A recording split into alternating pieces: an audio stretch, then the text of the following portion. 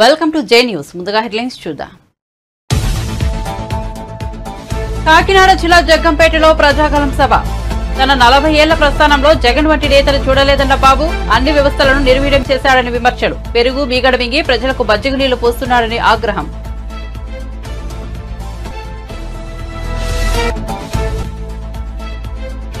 ఆదిలాబాద్ లో కాంగ్రెస్ జనజాతర సభ. త్వరలో రైతులకు 2 లక్షల రుణమాఫీ చేయబోతున్నామన్న రేవంత్ రెడ్డి. 5 గ్యారంటీలను అమలు చేశాం, మిగతా హామీలను కూడా అమలు చేస్తామన్న సీఎం.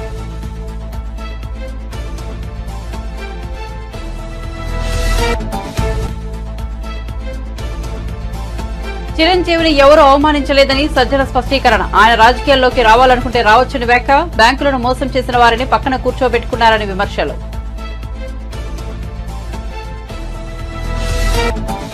ఆగస్టు 15లోగా రుణమాఫీ చేయకుంటే రాజీనామా చేస్తావా అని సీఎం రేవంత్ రెడ్డికి హరీష్ రావు సవాల్. రైతు బంధు పూర్తిగా వేయలేదు కానీ రుణమాఫీ చేస్తారని చెబుతున్నారని ఎద్దేవా. కాంగ్రెస్ పార్టీని ఓడించేందుకు 100 కారణాలు ఉన్నాయన్న హరీష్ రావు.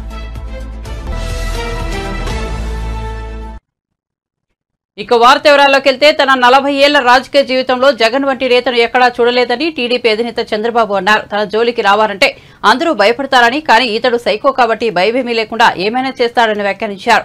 జగన్ పాలనలో తాను కూడా బాధితుడేనని చంద్రబాబు పేర్కొన్నారు.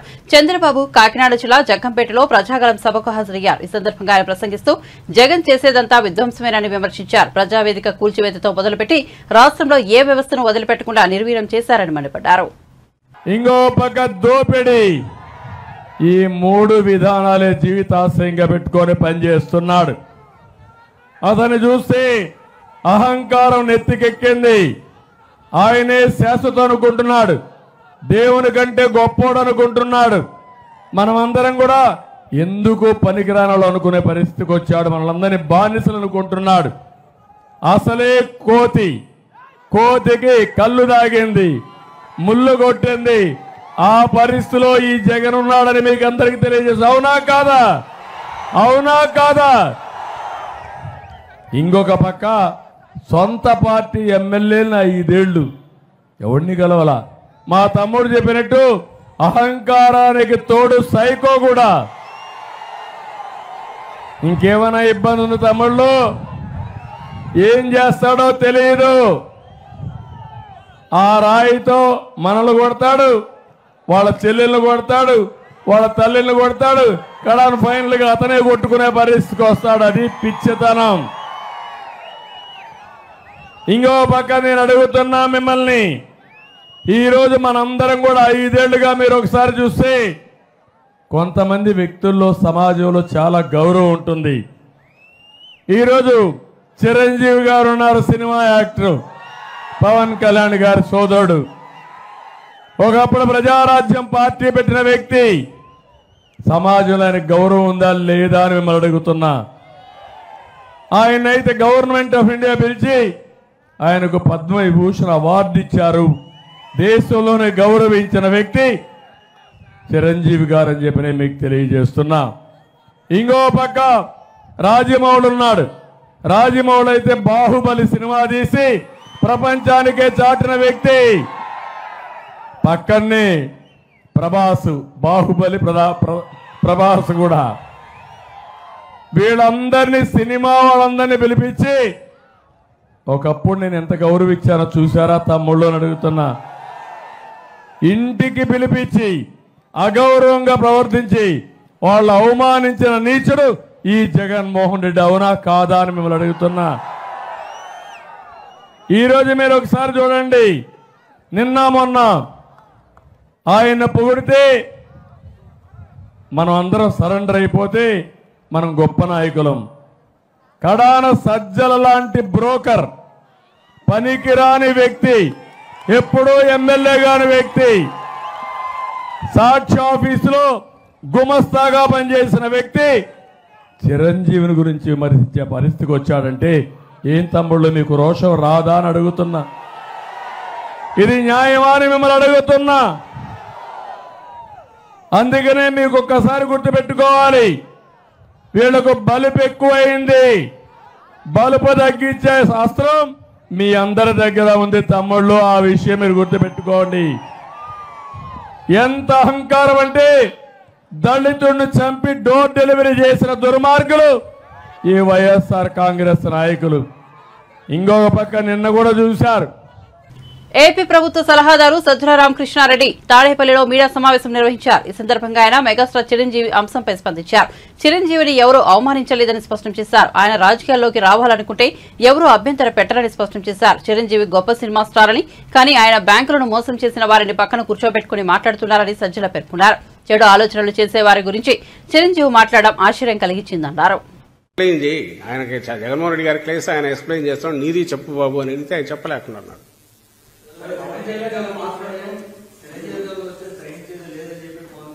ఏదండి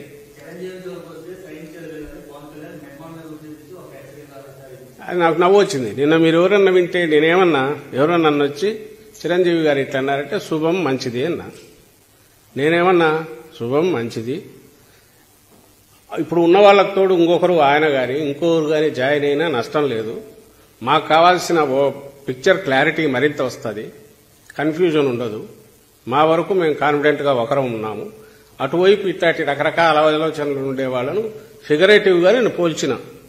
దుష్ట ఆలోచనలు ఉండే వాళ్లతో వీళ్ళందరూ చేరుతున్నారు కాబట్టి చంద్రబాబు నాయుడు లాంటి వాడితో ఎందుకు ఆయన దుష్ట ఆలోచనలు, ఆయనకున్న కుట్ర బుద్ధి లేదా ఆయన గత చరిత్ర వీటి గురించి నేను పోతే అది గంటలు గంటలు పోతుంది, దానికి పోవట్లేదు, అది అందరికీ తెలుసు. నేను ఇంతకుముందు అన్నదంతా కూడా ఉంది. ఆయనకు అధికారంలోకి రావడం తప్ప అది పవన్ కళ్యాణ్ బాధ్యత, చిరంజీవి బాధ్యత, మోడీ బాధ్యత, పురంధేశ్వరి బాధ్యత అని ఆయన అనుకుంటుంటాడు. ఇట్లా అనుకున్నట్టే అన్నాడు. ఆయన కూడా దాంట్లో చేరినాడు, మంచిది. వేరే మేము ప్రజలు మాతో ఉంటేనే మేము అధికారంలోకి రాగలం కాబట్టి ప్రజలతో ఎట్లా ఉంచుకోవాలని మేము ఆలోచిస్తున్నాం జగన్మోహన్ రెడ్డి గారు. అలాంటి దుర్మార్గపు ఆలోచనలో ఉండే వాళ్ళందరినీ పంచతంత్రంలో క్యారెక్టర్స్లో ఇవన్నీ ఉంటాయి. రకరకాల గుంటనక్కలు, తోడేళ్లు, ఇవన్నీ. వీళ్ళందరూ గుంటనక్కలని నేను గుంటనక్కలు అన్నట్ల స్వభావ రీత్యా అలాంటి వాళ్ళందరూ ఒక దగ్గర అంటే చంద్రబాబు నాయుడు గారు అలాంటి వాళ్ళందరినీ చేర్చుకుంటున్నారు. వాళ్ళు కూడా ఆ స్వభావం ఉండే వాళ్ళతో చేరి వాళ్ళు కూడా ఆ రకంగానే అవుతున్నారు అనే ఉద్దేశంతో నేను ఎవరిని అవమానించాలని అన్నా. ముందు అన్నది కరెక్ట్. చిరంజీవి గారు ఆయన వ్యక్తిగా, ఇప్పుడు ఆయన వ్యక్తి మాత్రమే, మంచి సినిమా స్టారు, మధ్యలో రాజకీయాల్లో ఉన్నారు. ఇప్పుడు కాదని ఆయన డిక్లేర్ చేశారు. పెద్ద మనిషి, రాష్ట్రంలో అందరూ గౌరవించేవాడు అనుకుంటే ఆయన అభిప్రాయం మేరకు ఈసారి కూటమి రావాలని ఉంది. కూటమి అనగానే ఏమేమి వస్తాయి? ఇవన్నీ 1, 2, 3, 4 వస్తాయి. పోనీ ఆయన ఎవరిని కూర్చోబెట్టుకుని చెప్పారా పక్కనంటే ఎత్తిపోయి దివాలా తీసి ఇదైపోయి బ్యాంకులు మోసం చేసిన వ్యక్తి ఆయన సపోర్ట్ చేస్తూ మాట్లాడారు. ఇలాంటి వాళ్ళందరూ ఒక దగ్గర చేసినప్పుడు ఏమనాలో ఆయనే చెప్పమండి, పవన్ కళ్యాణ్ గారిని ఆయనే చెప్పాలి దానికి ఎక్స్ప్లెనేషన్. అంతే తప్ప దానికి మీ మొహాల అద్దంలో చూసుకోండి మీరు ఎవరు చెప్పలేదు, మేము అందగాళ్ళమని చెప్పినామా? ఆయన సినిమా స్టార్, సూపర్ స్టారే కాదని ఎవరున్నారు? అదే కదా ఆయన బతికించేది. ఈరోజు చంద్రబాబు నాయుడు డిపెండ్ అయింది. అది కాకపోతే పవన్ కళ్యాణ్ దగ్గరికి రానిచ్చేవాడా? లేదా ఆయన కావాల్సిన తీర్చి అంత ఆ డిమాండ్ తీర్చి ఆయన నెత్తిన పెట్టుకుని ఎందుకు ఊరేగుతున్నాడు చంద్రబాబు? ఉంది కాబట్టే పవన్ కళ్యాణ్ గారు మీరు రాజకీయాలకు నిజంగా రావాలనుకుంటే ఇది కాదు పద్ధతి. మీకంటే ఒక 2 ఏళ్ల ముందు మొదలు పెట్టిండొచ్చు. మన జగన్మోహన్ రెడ్డి గారు ప్రూవ్ చేసుకున్నారు. This is the way. మీకు బేస్ ఉంది, కోర్ ఉంది. దాని మీద మీరు అప్పటి నుంచి మొదలుపెట్టి పార్టీ నిర్మించి ఉంటే బాగానే ఉండేది. ఒక రాజకీయ పార్టీ అంటే ఏం కావాలి? రాష్ట్రంలో ప్రతి చోట దానికి సంబంధించిన ఇన్ఛార్జీలు కావాలి, స్ట్రక్చర్ కావాలి, ఇవి పెట్టుకోవాలి. అవన్నీ పెడితే చంద్రబాబుకి ఎట్లా ఉపయోగపడతాడు? కాబట్టి చంద్రబాబు నాయుడుకి అది ఇష్టం లేదు. అందుకని ఆయన నువ్వు ఇంతవరకు ఉన్నామన్నాడు. ఆయన ఆగాడు. దాని గురించి అన్నాము. ఆయన ఉండేది చంద్రబాబు నాయుడు కోసం ఉన్నట్టుంది అన్నాం. అందులో తప్పేముంది? సో ఇందులో ఎవరిని అవమానించడానికల్లా మన వ్యవహార శైలిని బట్టే అవతల వాళ్ళు ఎవరన్నా కామెంట్స్. ఎన్నికల అఫిడవిట్ లో పేర్కొన్న అప్పులపై ఏపీపీసీసీ అధ్యక్షులు వైఎస్ షర్మిల ఆసక్తికర వ్యాఖ్యలు చేశారు. ఆస్తిలో వాటా పొందే హక్కు ఆడబిడ్డకు ఉంటుందని, చెల్లెళ్లకు కొసరు ఇచ్చి అది కూడా అప్పు ఇచ్చినట్లు కొందరు చూపిస్తారని విమర్శించారు. వివేకానందరెడ్డి గారి హత్య విషయంలో సిబిఐ ఏదైతే చెప్తుందో ఆ విషయాలు మాత్రమే రాజశేఖర రెడ్డి గారి బిడ్డ అయినా, హత్య చేయబడిన వివేకానందరెడ్డి గారి బిడ్డ అయినా మాట్లాడుతున్నది. సిబిఐ చెప్పకపోతే మాకు కూడా తెలియలేదు. సిబిఐ సుదీర్ఘ కాలం పాటు విచారణ చేసింది. ఇదంతా జరిగిన తర్వాత ఇప్పుడు సిబిఐ చెప్పిన విషయము అవినాష్ రెడ్డిని అక్యూజ్డ్గా చేర్చింది సిబిఐ. మేమేదో ఎవరి క్యారెక్టరో అసాసినేట్ చేయడానికో, లేకపోతే ఎవరినో డిఫేమ్ చేయడానికో, ఎవరినో ఓడించడానికో, రాజకీయాల కోసమో ఇది చేయటం లేదు.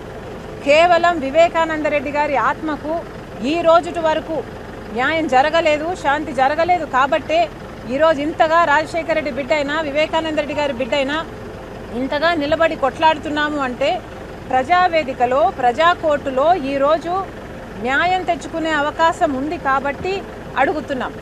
దానికి ఎందుకు భుజాలు తడుముకుంటున్నారు, ఎందుకు ఇంతగా భయపడుతున్నారు? మీరు ఓడిపోతారు అని మీరు నిర్ధారణకు వచ్చినట్టు మీరు ఇంత డెస్పరేట్గా ఇంత ఫస్ట్రేట్ అయ్యి వివేకానంద రెడ్డి గారి పర్సనల్ లైఫ్ని మీరు ఆయనను బదనాం చేయడానికి ఎంతగా ప్రయత్నిస్తున్నారో రాష్ట్ర ప్రజలందరూ చూస్తున్నారు. ఈ వికృత చేష్టలు మిమ్మల్ని ఎక్కడికి తీసుకెళ్ళావు, మిమ్మల్ని నాశనానికి దారి తీస్తాయని మళ్ళీ చెప్తున్నాం. వివేకానంద రెడ్డి గారి పర్సనల్ లైఫ్ గురించి ఎమ్మెల్సీగా ఆయనను మీరు పోటీలో వైసీపీ పోటీలో నిలబెట్టినప్పుడు కూడా మీకు తెలుసు. అప్పుడు అడ్డురాని పర్సనల్ లైఫ్, అప్పుడు మీకు అభ్యంతరం లేని పర్సనల్ లైఫ్, ఇప్పుడు ఎలక్షన్లు వచ్చాయి, రాజశేఖర రెడ్డి బిడ్డ వివేకానంద రెడ్డి బిడ్డ ఆయన న్యాయం కోసం తిరుగుతున్నారు అని ఇప్పుడు మీరు ఇంత భయంకరంగా ఆయనను బద్నాం చేయడానికి చూడడము అన్నది దారుణం.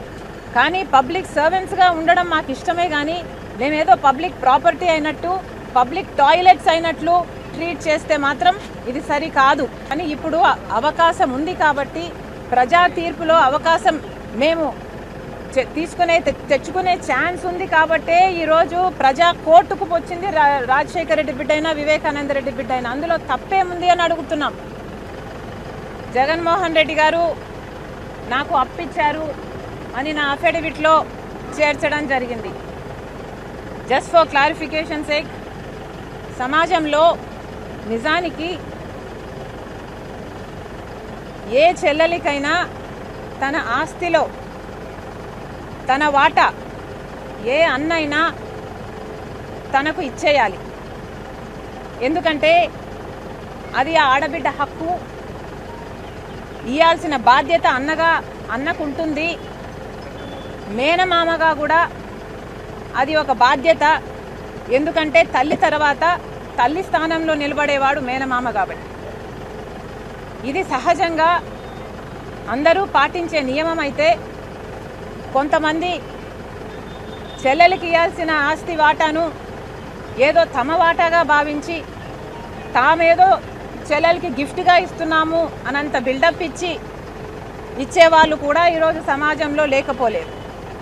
అది ఒకవైపు అయితే, ఇంకొంతమంది అయితే చెల్లెలు వాటా ఇవ్వాల్సింది ఇవ్వకపోగా దాంట్లో ఒక్క కొసరు చెల్లెలికిచ్చి అది కూడా అప్పు ఇచ్చినట్టుగా చూపించే వాళ్ళు కూడా ఈరోజు సమాజంలో ఉన్నారు. ఇది వాస్తవం. ఇది దేవునికి తెలుసు. ఇది మా కుటుంబం అంతటికీ కూడా తెలుసు.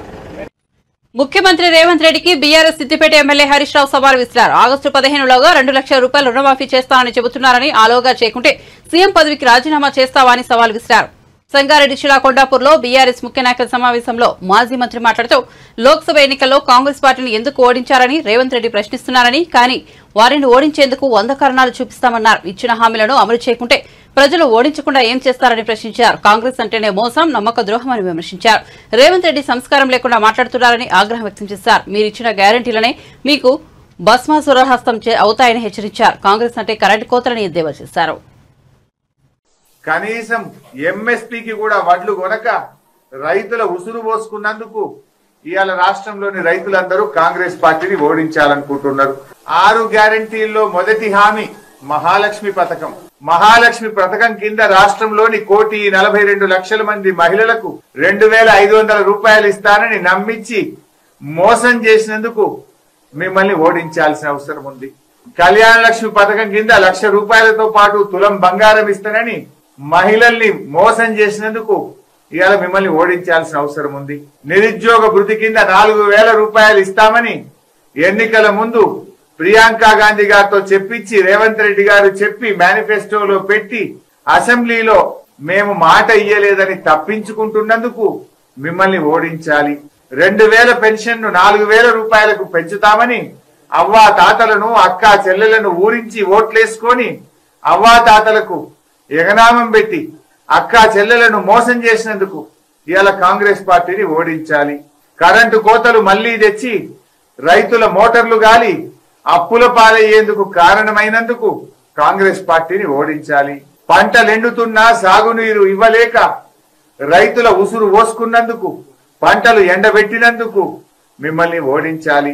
మళ్లీ మంచినీళ్ల కష్టాలు తెచ్చి అక్క చెల్లెలను ఖాళీ బిందెలతో ఇవాళ నీళ్లు మోసుకురావడానికి కారణమై ఖమ్మంలో 2 రోజులకోసారి నల్లా, కరీంనగర్ లో దినం తప్పించి దినం నల్లా, జైరాబాద్ లో 2 రోజులకొకసారి నల్లా మంచినీళ్లు సరిగా ఇవ్వకుండా అక్క చెల్లెల ఉసురు పోసుకుంటున్నందుకు కాంగ్రెస్ పార్టీని ఓడించాలి.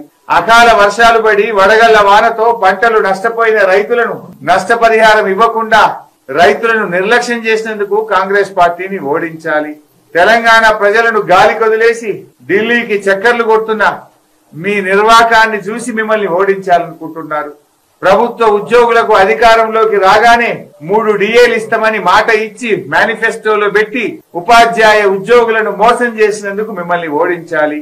ఆర్టీసీ ఉద్యోగులను మేము రాగానే ప్రభుత్వంలో విలీనం చేస్తామని చెప్పి నాటి బీఆర్ఎస్ ప్రభుత్వం ఇచ్చిన జీవోను అమలు చేయకుండా ఆర్టీసీ కార్మికుల ఉసురు పోసుకుంటున్నందుకు మిమ్మల్ని ఓడించాలి.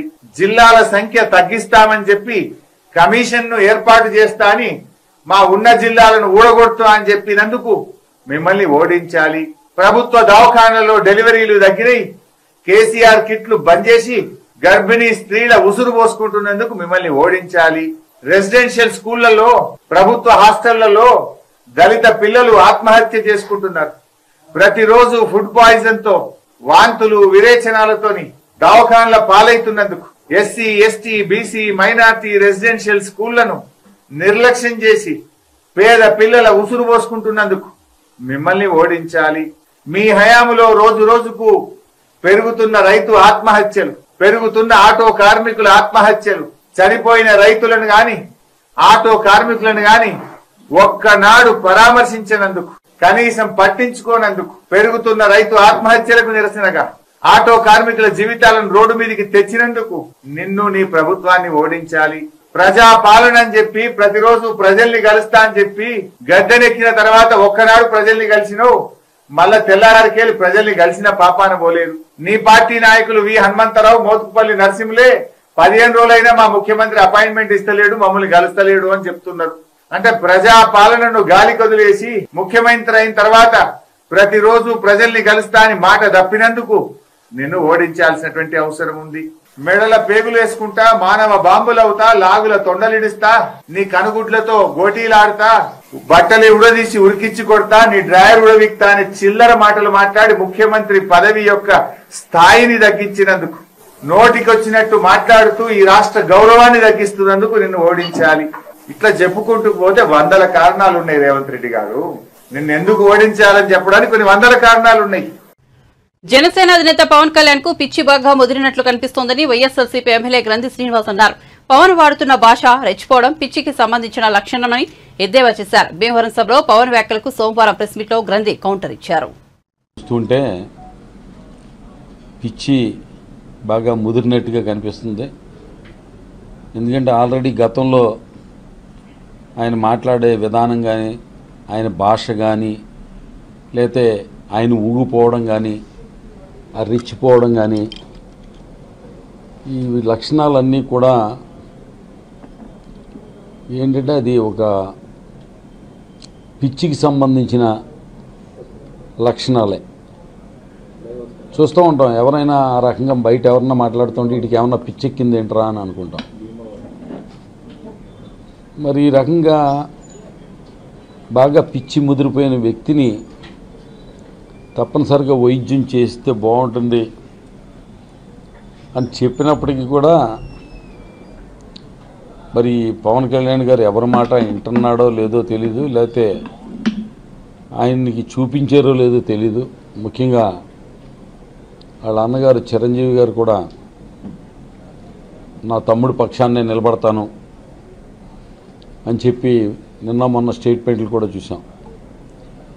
చిరంజీవి గారికి ప్రత్యేకంగా ఆ కుటుంబ పెద్దగా, ఆయన అన్నగా విజ్ఞప్తి చేస్తున్నా, సార్ రాజకీయాలు ఎన్నికల్లో పోటీ చేసినప్పుడు సపోర్ట్ చేయడము ఇవన్నీ కాదు, దయవించి మీరు మీ సోదరుడు మానసిక ఆరోగ్య స్థితి గురించి పట్టించుకుని హాస్పిటల్లో చూపించి కొంతకాలం సభ్య సమాజంలోకి రాకుండా ఆపితే గనక చాలా బాగుంటుందని చెప్పి ఆయనకి సూచన చేస్తున్నా. ఎందుకంటే భీమవరం వచ్చిన తర్వాత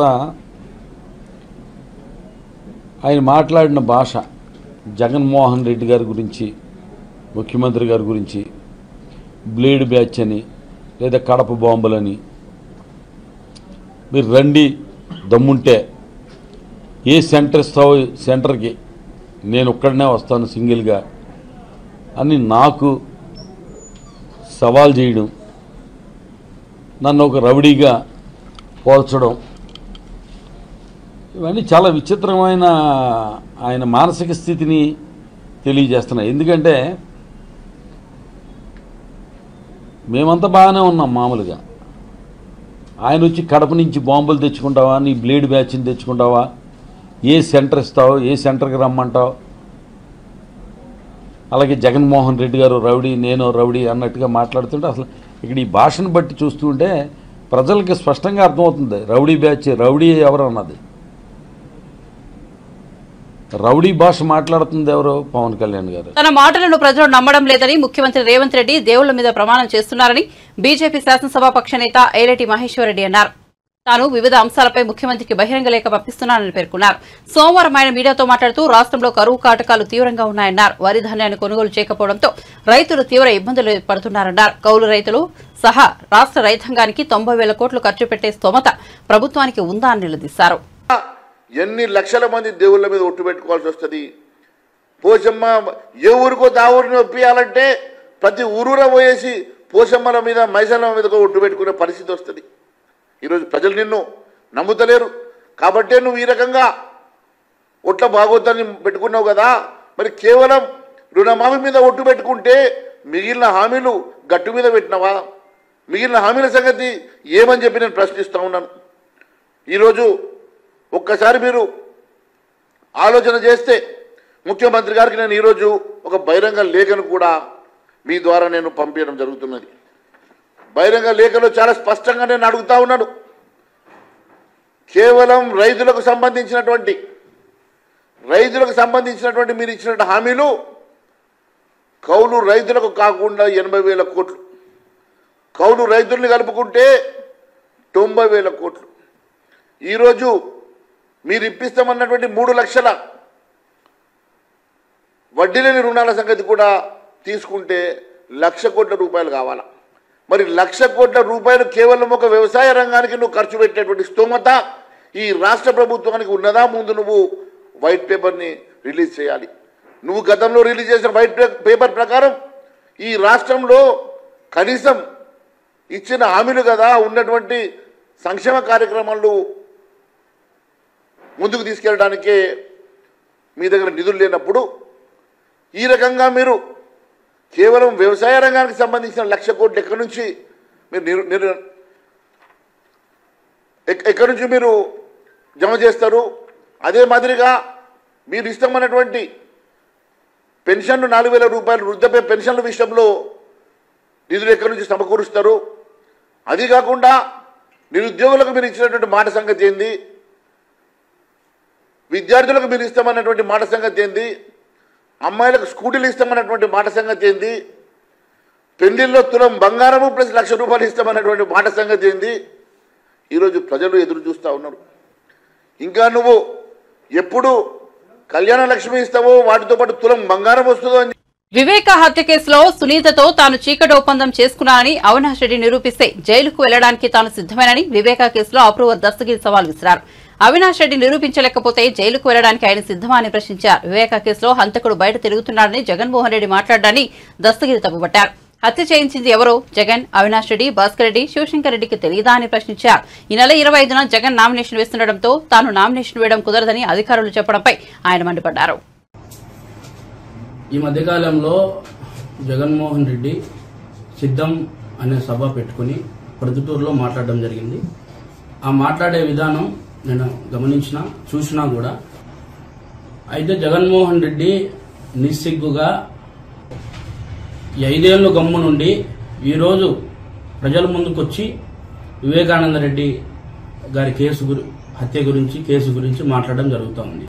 ఆ రోజు హంతకుడు బయట తిరుగుతూ ఉన్నాడు, ఆ రోజు హంతకుడు బహిరంగంగా చెప్తా ఉన్నాడని చెప్పి జగన్మోహన్ రెడ్డి నిస్సిగ్గుగా మాట్లాడడం జరిగింది. అయితే దాన్ని పూర్తిగా ఖండిస్తూ ఉండా. జగన్మోహన్ రెడ్డికి ఆయన పక్కలోనే ఉన్న అవినాష్ రెడ్డి గారి హత్య కేసులో భాగస్థులైన జగన్మోహన్ రెడ్డి కావచ్చు, అవినాష్ రెడ్డి కావచ్చు, బాసిరెడ్డి కావచ్చు, శివశంకర్ రెడ్డి కావచ్చు, వీళ్ళందరూ కూడా భాగస్థులే. ఆ విషయం జగన్మోహన్ రెడ్డికి కూడా తెలుసు. ఎవరు హత్య చేయించినారో, ఎవరు చెప్తే ఎవరు చేసినారో అనేది ఆంధ్రప్రదేశ్ రాష్ట్ర ప్రజలందరికీ కూడా తెలుసు. పులివెందులలో జేబీఎంరావు భరత్ పార్టీ ఆఫీసును జగన్మోహన్ రెడ్డి ఇంటి పక్కలను నిర్మించడం జరిగింది. అయితే కూడా ఈ ఆఫీసును తొలగించాలని చెప్పి పూర్తి స్థాయిలో అధికారులు అయితేనేమి, పోలీసు వ్యవస్థలను అయితేనేమి పూర్తిగా ప్రెజర్ చేస్తూ ఉన్నారు. అయితే దానికి పర్మిషన్ తీసుకోవాలా కదా అని చెప్పి వాళ్ళు ఒక అడ్డుకట్ట వేయడం జరిగింది. దానికి కూడా నేను పర్మిషన్ కోసం శతవిధాలుగా ప్రయత్నించినా నాకు పర్మిషన్ ఇవ్వకుండా చేసినారు. కానీ జగన్మోహన్ రెడ్డి 24-25 తేదీ వస్తున్నాడని చెప్పి ఇక్కడ ఈ జగన్మోహన్ రెడ్డి ఇంటి పక్కలో జేబీఎంరావు భారత్ పార్టీ ఆఫీస్ బోర్డులు కనపడకూడదు, బయట అవి కనిపిస్తే ఇబ్బంది అవుతాయని చెప్పి సచివాలయం నుంచి ఒక 2 వ్యక్తుల నుంచి చెప్పడం జరిగింది. జేబీఎంరావు భారత్ పార్టీ ఆఫీసును ఎటువంటి పరిస్థితిలో తొలగించేది లేదు, బోర్డులు కూడా తీయము, మీరు ఏం చేసుకుంటారో చేసుకోండి అని చెప్పి చెప్పడం కూడా జరిగింది. 25వ తారీఖు నేను నామినేషన్ వేస్తానా అని చెప్పి తెలుసుకొని అంతకుముందే పోలీసు వ్యవస్థలను కూడా కీలుబొమ్మలు చేసి ఆడుకుంటున్న ఈ జగన్మోహన్ రెడ్డి 25వ తేదీ నువ్వు నామినేషన్ వేయకూడదు, ఆ రోజు జగన్మోహన్ రెడ్డి వస్తున్నాడు, ఆ రోజున నువ్వు నామినేషన్ వేయకూడదు, 23rd 22nd వేసుకోమంటున్నాడు, 23వ తారీఖు 24వ తారీఖు. అంటే ఎందుకు 25వ తారీఖు జగన్మోహన్ రెడ్డి అనే అతనికి ఒక్కనికేనా అర్హత ఉండేది? ఈసీ అధికారులు ఏమైనా ఆంక్షలు పెట్టినారా? పెట్టలే. కానీ ఈ రోజున ఎందుకు ఆ విధంగా పోలీసు వ్యవస్థ వ్యవహరిస్తుంది అనేది అర్థం కాని పరిస్థితి. ఈ రోజు సిద్ధం సభ పెట్టేదానికి 500 రూపాయలు డబ్బులు, బిర్యానీ ప్యాకెట్లు, మందు ఇవన్నీ పెట్టేది ఒక ఎత్తు అయితే, ఆడవారిని డాక్రాలో మీకు ఎటువంటి హామీలు ఉండవు, మీకు రావు అని చెప్పి ఈ సచివాలయం దొంగలను క్రియేట్ చేసుకున్న ఈ జగన్మోహన్ రెడ్డి వీళ్లే సైనికులుగా తయారు చేసుకుని, ఒక కాలకేయుని సైనికులుగా తయారు చేసుకుని ఈ రోజున వాళ్ళందరినీ కూడా ఇళ్లకాడికి పంపించి మీకు పింఛన్ రాదు, మీకు ఏంది ఇవ్వరు, మీరందరూ కూడా రావాలని చెప్పి ప్రెజర్ చేసి పిలుచుకోవడమే కాకుండా ప్రతి ఒక్కరిని భయభ్రాంతులకు గురి చేసి అతను సిద్ధం సభకు పిలుచుకుంటున్నారు. అవినాష్ రెడ్డి అనే వ్యక్తి కావచ్చు, ఇంకోరు కావచ్చు, మన ప్రెస్ మీట్ పెట్టి ఏదో సునీతమ్మ గారికి నాకు చీకటి ఒప్పందం అంట. ఆ చీకటి ఒప్పందం ఈ రోజున బయట పెట్టినా కూడా, ఈ రోజున అవినాష్ రెడ్డికి నేను సవాల్ విసురుతాండా, ఈ రోజున బయట పెట్టినా కూడా నేను జైలు వేయడానికి సిద్ధం. ఆ విధంగా నేను ఎన్నోసార్లు సవాల్ చేసిన, ఈ రోజు కూడా చేస్తా ఉండా. 24 hours లో ఆ చీకటి ఒప్పందం ఏందో నువ్వు బయట పెట్టు, నేను జైలుకు పోతా, లేకుంటే అన్ని ఒప్పుకొని నువ్వు లోపలికి పోతావా అని నేను ప్రశ్నిస్తా ఉండా. జగన్మోహన్ రెడ్డిని కావచ్చు, అవినాష్ రెడ్డిని కావచ్చు, బాసిరెడ్డి వీళ్ళందరినీ కావచ్చు నేను సవాల్ విసురుతాను. ఇదే మాట. ఈ రోజున మనకు మంచి అవకాశం వచ్చింది. ఓటు అనే పేరుతో గద్దె దించాలా జగన్మోహన్ రెడ్డిని 100%. గద్దె దించి మనమేందో మన ప్రజలతో పెట్టుకుంటే ఏమవుతుంది అని చెప్పేసి జగన్మోహన్ రెడ్డికి మనం బుద్ధి చెప్పాలా. ఎన్నో విధాలుగా ఎన్నో రకాలుగా నన్ను ఇబ్బందులు పెట్టినా కూడా జగన్మోహన్ రెడ్డి నీ ఉనికికి భయపడేది లేదు, నీకు భయపడి బతకాల్సిన అవసరం మాకు లేదు. ఈ రోజున నేను ప్రతి ఇంటికి రాలేకపోవచ్చు, ఖచ్చితంగా కూడా మీరందరూ కూడా ఆలోచన చేయాలా, నాకు జరిగిన అన్యాయం ఏంటి, నేను ఏ పరిస్థితిలో నిలబడినా. ఈ రోజున జగన్మోహన్ రెడ్డి గురించి ఒక ప్రెస్ మీట్ పెట్టి ఏదైనా తప్పు మాట్లాడితే సాయంత్రం కల్లా జైల్లోకి పోయే పరిస్థితి. మీరందరూ కూడా ఆలోచన చేసినారు. బులెటిన్ ముగించే ముందు హెడ్లైన్స్ మరోసారి చూద్దాం. కాకినాడ జిల్లా జగ్గంపేటలో ప్రజాగలం సభ. తన 40 ఏళ్ల ప్రస్థానంలో జగన్ వంటి నేతను చూడలేదన్న బాబు, అన్ని వ్యవస్థలను నిర్వీర్యం చేశాడని విమర్శలు. పెరుగు మీగడ మింగి ప్రజలకు మజ్జిగ నీళ్లు పోస్తున్నాడని ఆగ్రహం.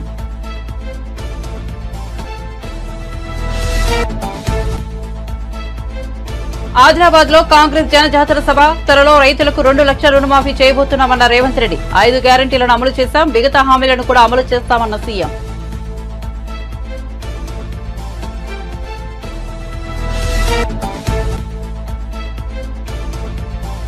చిరంజీవిని ఎవరూ అవమానించలేదని సజ్జల స్పష్టీకరణ. ఆయన రాజకీయాల్లోకి రావాలనుకుంటే రావచ్చని వ్యాఖ్య. బ్యాంకులను మోసం చేసిన వారిని పక్కన కూర్చోబెట్టుకున్నారని విమర్శలు.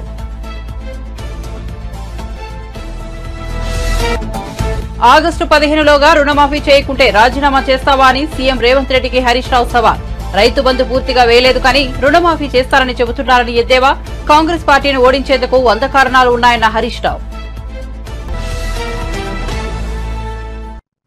మరిన్ని అప్డేట్స్ కోసం చూస్తూనే ఉండండి జే న్యూస్.